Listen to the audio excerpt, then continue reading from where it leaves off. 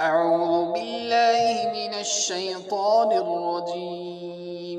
بسم الله الرحمن الرحيم. ألم تر إلى الذين قيل لهم كفوا أيديكم وأقيموا الصلاة وآتوا الزكاة فلما كتب عليهم القتال إذا فريق منهم يخشون الناس كخشية الله أو أشد خشية وقالوا ربنا لم كتبت علينا القتال لولا أخرتنا إلى أجل قريب قل متاع الدنيا قليل والآخرة خير لمن اتقى ولا تظلمون فتيلا أينما تكونوا يدرككم الموت ولو كنتم في بروج مشيدة وإن تصبهم حسنة يقولوا هذه من عند الله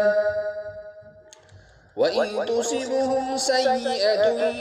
يقولوا هذه من عندك قل كل من عند الله فما لهؤلاء القوم لا يكادون يفقهون حديثا ما أصابك من حسنة فمن الله وما أصابك من سيئة فمن نفسك وأرسلناك للناس رسولا وكفى بالله شهيدا من يطع الرسول فقد أطاع الله ومن تولى فما أرسلناك عليهم حفيظا صدق الله العلي العظيم. سامعین محترم، السلام علیکم ورحمۃ اللہ وبرکاتہ۔ درس تفسیر کے سلسلہ میں آج ہم کچھ دنوں کے وقفے کے ساتھ سورۃ النساء کی آیت نمبر 77 سے لے کر آیت نمبر 80 تک تلاوت کر رہے ہیں، یعنی کہ آج کا ہمارا سبق آیت نمبر 77 سے لے کر آیت نمبر 80 تک ہے۔ تو چلیے پہلے ترجمہ سن لیتے ہیں، اس کے بعد اس کی تفسیر کو بیان کیا جائے گا۔ الم تر، کیا نہیں دیکھا آپ نے، الی الذین، ان لوگوں کو، قیل لہم، جن سے کہا گیا، کفو، روکے رکھو، ایدیکم، اپنے ہاتھوں کو، وَأَقِيمُوا الصَّلَاةَ، اور نماز قائم کرو، وَآتُوا الزَّكَاةَ، اور زکوٰۃ دیتے رہو، فَلَمَّا كُتِبَ، پھر جب فرض کیا گیا، علیہم، ان پر، القتال، لڑنے کو، اذا فریق منہم، اچانک ان میں سے ایک فریق، ایک جماعت، یخشون الناس، ڈرنے لگ گئے لوگوں سے، کخشیت اللہ، جیسے اللہ سے ڈرنا ہوتا ہے، او اشد خشیہ، اس سے بھی زیادہ ڈرنا، وقالوا، اور انہوں نے کہا، ربنا، اے ہمارے رب، لما کتبتا، آپ نے فرض کیوں کر دیا، علینا، ہم پر، القتال، لڑنے کو، لولا اخرتنا، آپ نے ہمیں مہلت کیوں نہیں دی، الی اجل قریب، تھوڑی مدت کے لیے، قل، آپ کہہ دیجئے، متاع الدنیا قلیل، دنیا کا فائدہ تھوڑا سا ہے، والآخرت، اور آخرت، خیر، بہتر ہے، لمن اتقى، اس شخص کے لیے جو تقوی اختیار کرے، اللہ سے ڈرنے والا،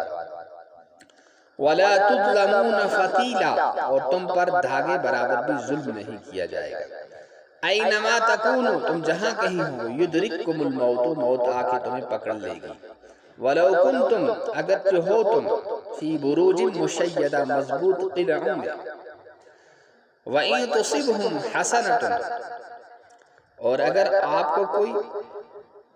خوشی پہنچتی ہے، کوئی سکھ پہنچتا ہے، یقولو یہ کہتے ہیں ہادی من عند اللہ وَإِن تُصِبْهُمْ، اور اگر پہنچتی ہے ان کو کوئی بھلائی، حسنتن کوئی بھلائی، کوئی سکھ، یقولو وہ کہتے ہیں ہادی من عند اللہ یہ اللہ کی طرف سے ہے، اور ان تصبہم اگر پہنچے ان کو، ان منی اگر تصبہم پہنچے ان کو سیئاتن کوئی دکھ، کوئی برائی، یقولو وہ کہتے ہیں ہادی من عندک یہ آپ کی طرف سے ہے، قل کل من عند اللہ آپ کہہ دیجئے سارے کا سارا اللہ کی طرف سے ہے، فما لہؤلاء القوم کیا ہو گیا ان لوگوں کو، لا یکادون یفقہون حدیثا بات سمجھنے کے، لگتا ہے کہ بات سمجھنے کے قریب بھی نہیں لگتے، لگتا ہے کہ بات سمجھنے کے قریب بھی نہیں، ما اصابک من حسنت آپ کو جو کچھ خیر پہنچتی ہے، فمن اللہ بھلائی پہنچتی ہے، سکھ پہنچتا ہے، اس کے تینوں ترجمے ہم کر سکتے ہیں، فمن اللہ تو اللہ کی طرف سے ہوتا ہے، وما اصابک اور جو کچھ آپ کو من سیئات آپ کو دکھ پہنچتا ہے، فمن نفسک تو آپ کے نفس کی طرف سے ہے، وارسلناک للناس اور بھیجا ہم نے آپ کو لوگوں کے لیے رسولا رسول بنا کر، وکفا باللہ اور کافی ہے اللہ شہیدہ شہادت دینے کو، من یطع الرسول جس نے اطاعت کی رسول کی، فقد اطاع اللہ تو سچ سے اس نے اطاعت کی اللہ کی، ومن تولا اور جس نے پیٹھ پھیر دی، فما ارسلناک تو نہیں بھیجا ہے ہم نے آپ کو، علیہم ان پر حفیظا نگراں بنا کر۔ تو چلیے اب اس کا ترجمہ سن لیتے ہیں سامعین۔ یہ جو پہلی آیت ہے کہ آپ نے ان لوگوں کو نہیں دیکھا جن سے کہا گیا کہ اپنے ہاتھوں کو روکے رکھو، یہ صحابہ کرام جو مکہ کے اندر تھے ان پر غیروں کی طرف سے، کافروں کی طرف سے ظلم و ستم اور طرح طرح کے مظالم ڈھائے جاتے تھے، بہت سختی میں انہیں مبتلا کیا جاتا تھا، تو وہ بھی تو اسی گوشت اور پوست کے تھے، اسی خون کے وہ بھی تھے، ان کا جی چاہتا تھا کہ ہم پر جو ظلم کیا جا رہا ہے ہم بھی اس ظلم کا بدلہ لیں، جو ہمیں مارا جا رہا ہے ہم بھی ماریں، اور ہمیں زخمی کیا جا رہا ہے تو ہم بھی زخمی کریں، ہمیں کوئی کیوں مارے، ہمیں کوئی کیوں زخمی کرے، کیوں کوئی ہمیں ستائے، یہ تو ہر انسان کی فطرت ہے، اور ہر انسان یہ چاہتا ہے کہ مجھ پر کوئی ظلم کیوں کرے۔ اگر کوئی کسی پر ظلم کرتا ہے تو شیخ سعدی لکھتے ہیں کہ نہ بینی کی چوگر بعاجز شور، آپ دیکھتے نہیں ہو جب بلی کو شیر پکڑ لیتا ہے اور بلی کے بس کی بات نہیں ہوتی کہ وہ اس کے ساتھ لڑے، کمزور ترین جانور ہے، برآرد بچنگال چشمے پلنگ، لیکن جب وہ بے بس ہو جاتی ہے، اس کو جان کے لالے پڑ جاتے ہیں تو وہ پھر چیتے کی آنکھ میں پنجہ مار کر اس کی آنکھ کو پھوڑ دیتی ہے۔ تو یہ انسان کی اور بلکہ ہر جاندار کی فطرت ہے کہ وہ اپنے ظلم کا بدلہ لینا چاہتا ہے، لیکن اللہ کی طرف سے مسلمانوں کو حکم تھا کہ تم ہاتھ نہیں اٹھاؤ، کوئی تمہیں مارے تو بس صبر کرو، کوئی پٹائی کرے تو صبر کرو، اور ایسا کیوں کیا گیا؟ اس لیے کرایا گیا تاکہ مسلمانوں کا ایمان اور ان کے اخلاق پختہ ہو جائے۔ صرف کیا حکم تھا؟ ایک نماز قائم کرنے کا اور زکوٰۃ دینے کا، بس اتنا سا۔ اب جب ان کے اخلاق پختہ ہو گئے، تحمل کرنا اور برداشت کرنا اور اپنے ذاتی انتقام کے لیے کسی پر ہاتھ نہ اٹھانا، یہ تمام صفات جب مسلمانوں کے اندر پختہ ہو گئی تو پھر اللہ تعالیٰ نے ان پر جہاد کو فرض کر دیا۔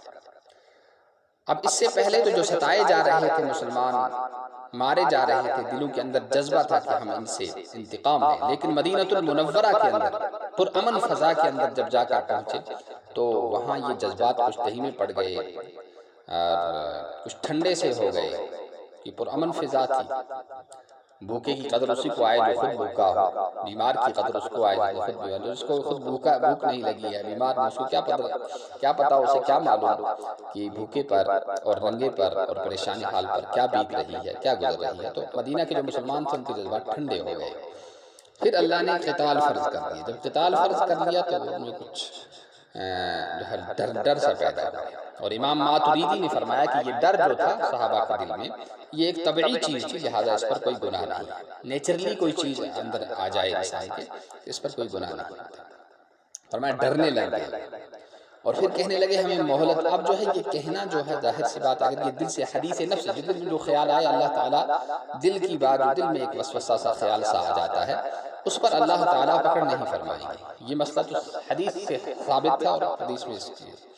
اس کا حکم وارد ہوا. ہاں یہ قالو کا جو لفظ ہے یہ کیوں کہا؟ تو یہ قالو دراصل یہ انہوں نے زبان سے نہیں کہا بلکہ دل کے اندر جو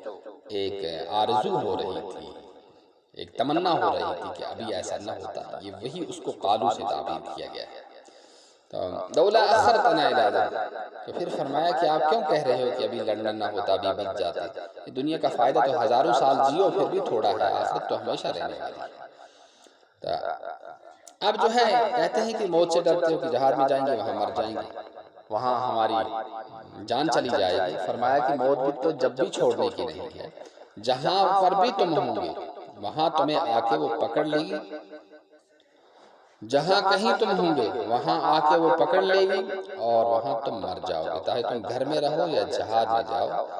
لڑنے سے موت کا تعلق نہیں ہے. موت تو ہر انسان کو آتی ہے چاہے وہ لڑے یا نہ لڑے چاہے وہ کہیں کھلے میدان میں بیٹھا ہو یا مضبوط قلعوں کے اندر اور مضبوط کیا کہتے ہیں بلٹ پروف گاڑیوں کے اندر یا محلوں کے اندر بیٹھا ہو موت تو جب بھی نہیں چھوڑتی ہے. اب جو منافقین کی یہاں پر جو ہے اگر آپ کو کوئی سکھ پہنچتا ہے ان کو تو کہتے ہیں یہ تو اللہ کی طرف سے. یہ جو کہہ رہے تھے اللہ کی طرف سے یہ اس وجہ سے نہیں کہہ رہے تھے کہ ان کا اللہ پر کوئی یقین تھا بلکہ یہ تو محاورہ کے طور پر انہوں نے کہا کہ عام طور پر کبھی کبھی جو اللہ کو جو لوگ نہیں مانتے جو اللہ کو نہیں مانتے تو وہ بھی کبھی کبھی اس طرح کے الفاظ بولتے ہیں. یہ ایسا نہیں تھا کہ ان کا اللہ پر یقین تھا اور اس لیے بول رہے تھے نہیں بس ان کی زبان کا ایک محاورہ تھا اس لیے بول رہے تھے کہ بس یہ اللہ کی طرف سے. اور اگر کوئی دکھ پہنچ جائے کوئی درد پہنچ جائے کوئی تکلیف پہنچ جائے تو جناب رسول اللہ صلی اللہ علیہ وسلم مسلمانوں سے بدفعلی لیا کرتے تھے کہ نعوذ باللہ ان کی وجہ سے یہ مصیبت ہم پر آ رہی ہے یہ پریشانی ہمیں آ رہی ہے اس مصیبت میں ہم پڑ رہے ہیں. اللہ نے فرمایا کہ سارے کا سارا اللہ کی طرف سے خیر آئے تو اللہ کی طرف سے ہے شر آئے تو وہ بھی اللہ کی طرف سے. تو فرمایا انہیں کیا ہوا یہ بات کو نہیں سمجھتے یہ سارے کا سارا ہے. اب جو ہے یہاں جو ہے مصیبت نیکوں کو بھی آتی ہے اور بدکار لوگوں کو بھی آتی ہے. البتہ نیکوں کی جو مصیبت ہوتی ہے وہ اصل میں حقیقت میں مصیبت نہیں ہوتی بلکہ وہ مصیبت کی ایک شکل ہوتی ہے اور بدوں کی جو ہوتی ہے وہ ان کے لیے عذاب ہوتی ہے. ان کو تو اونچا کرنے کے لیے آتی ہے. نیک لوگوں پر اگر کوئی مصیبت آتی ہے ایمان والوں پر نیک لوگوں پر صالح لوگوں پر کوئی مصیبت آتی ہے تو وہ ان کو اونچا اٹھانے کے لیے آتی ہے. اور اگر بروں پر اور اللہ کے نافرمانوں پر کوئی مصیبت آتی ہے تو وہ ان کو عذاب دینے کے لیے ان کو سزا دینے کے لیے آتی ہے. تو یہاں جو فرمایا کہ جو آپ کو اچھائی پہنچے تو وہ اللہ کی طرف سے ہے اور جو برائی پہنچے وہ آپ کے نفس کی طرف سے ہے. یعنی انسان جو غلط اعمال کرتا ہے دوسری آیت میں آیا جو وما اصابکم من مصیبت فبما کسبت ایدیکم ویعفو عن کثیر.